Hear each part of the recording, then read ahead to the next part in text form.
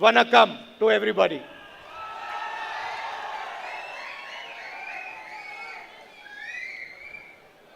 This election is not a normal election. This election is a fundamentally different election than elections before.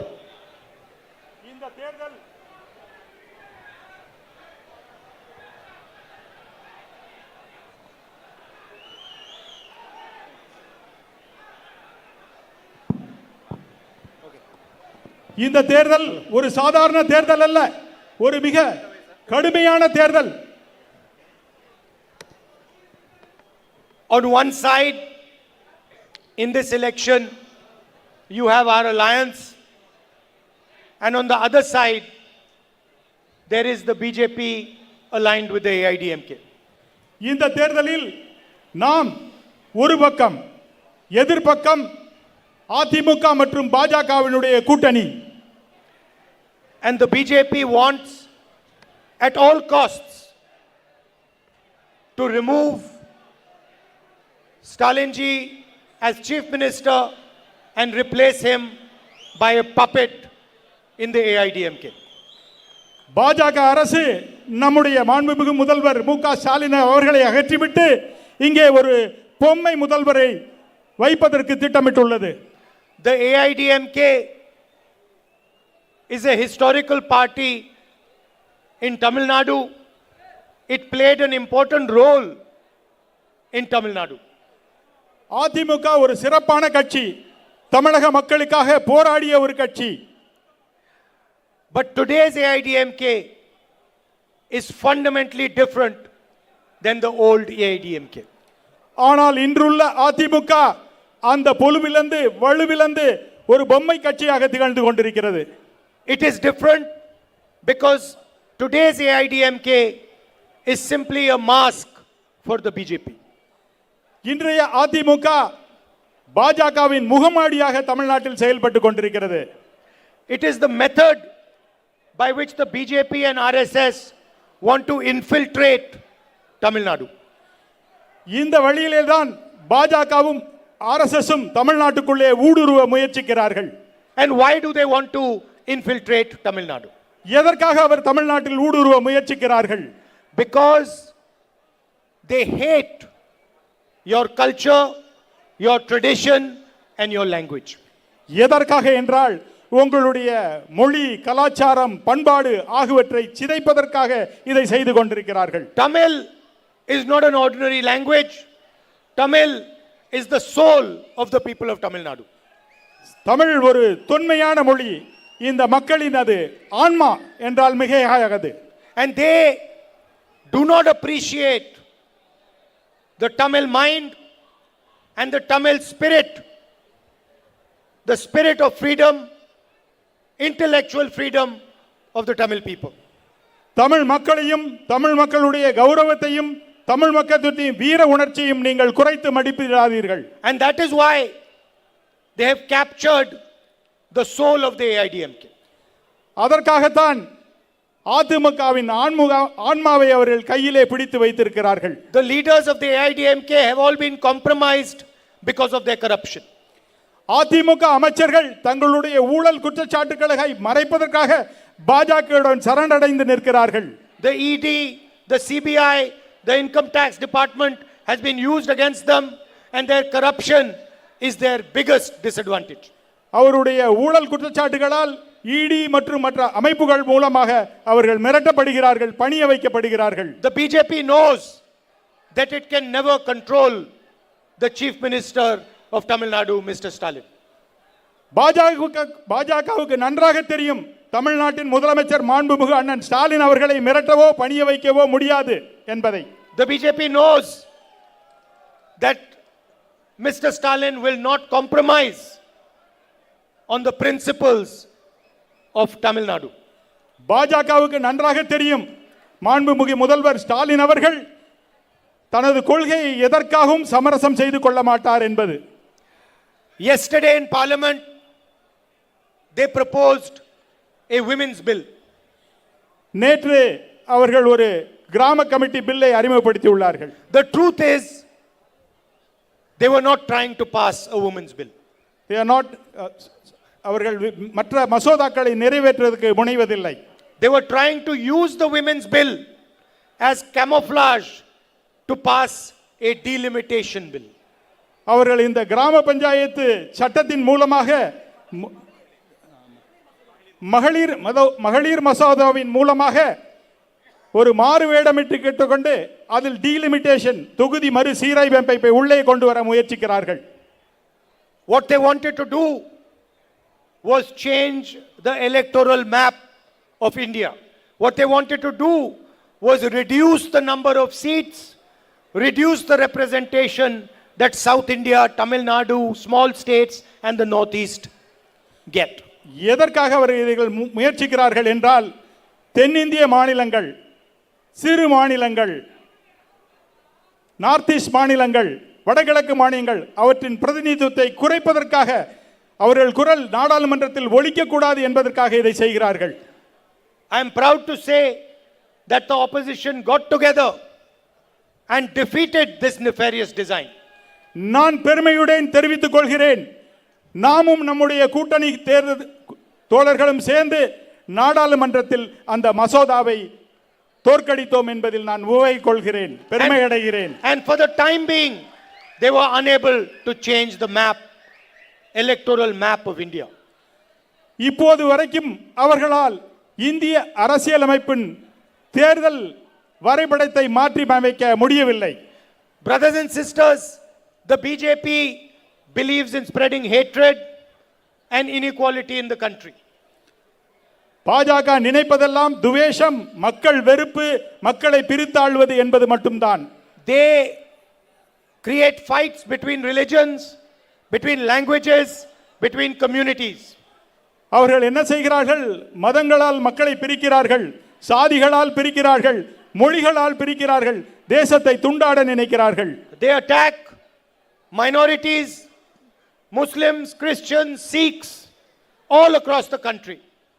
அவர்கள் என்ன நினைக்கிறார்கள் என்றால் இஸ்லாமியர்களையும் கிறிஸ்தவர்களையும் மற்றும் புத்த மதத்தையும் சிக்கியர்களையும் பிரித்து வைக்க பார்க்கிறார்கள். And they create instability and weakness in the country. அவர்கள் நாட்டின் ஸ்திரத்தன்மையை குலைக்க முயற்சிக்கிறார்கள். They want to support 2 or 3 big companies so that these companies can finance them, fund their electoral machine.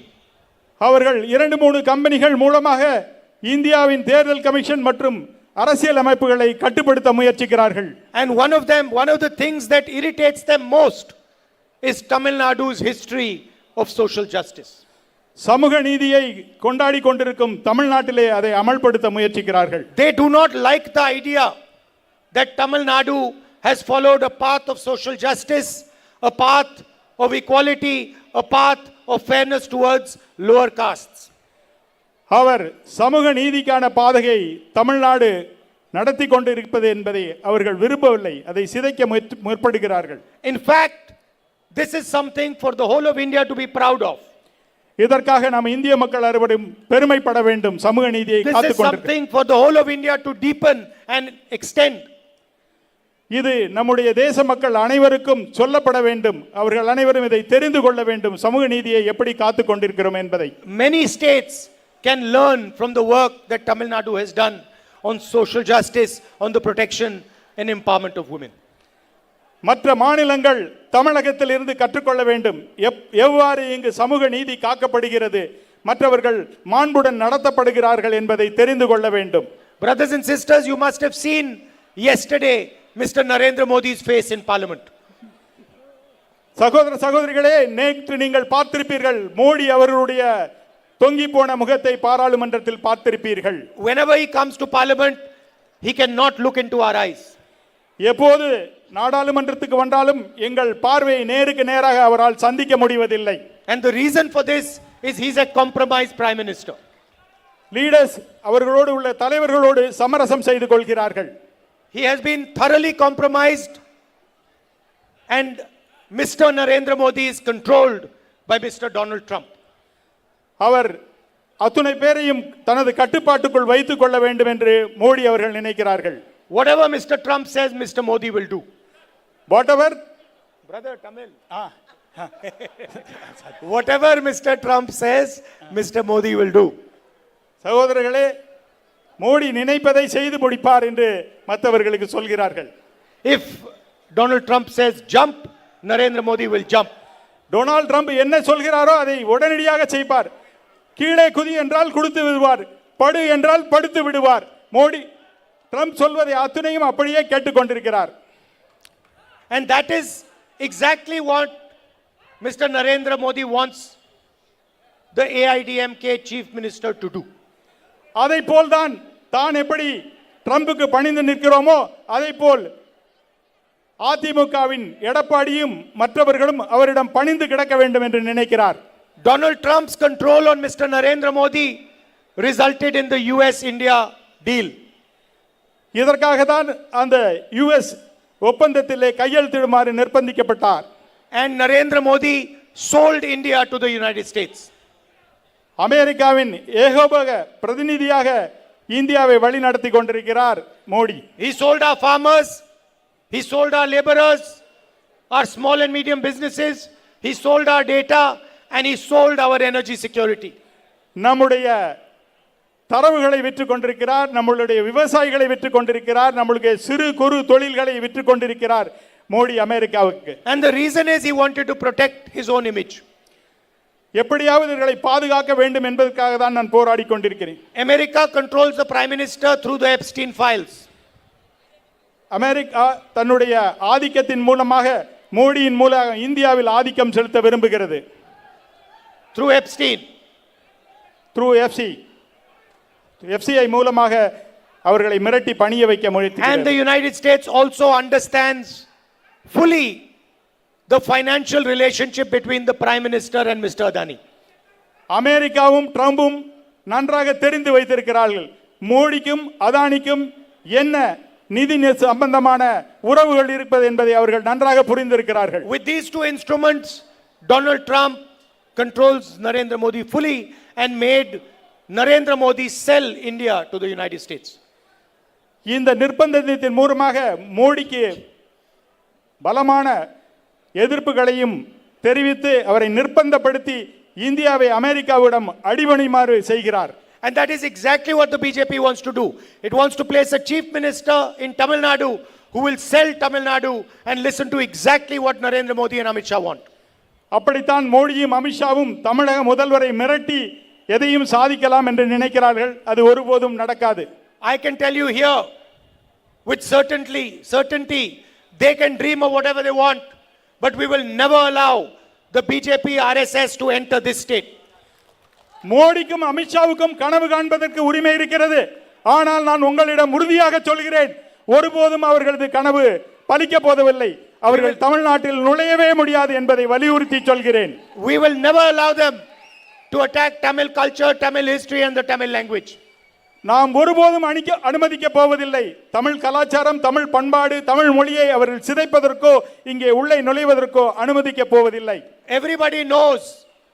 Everybody in this state knows, regardless of which party comes from or she comes from, they know my relationship with Tamil Nadu.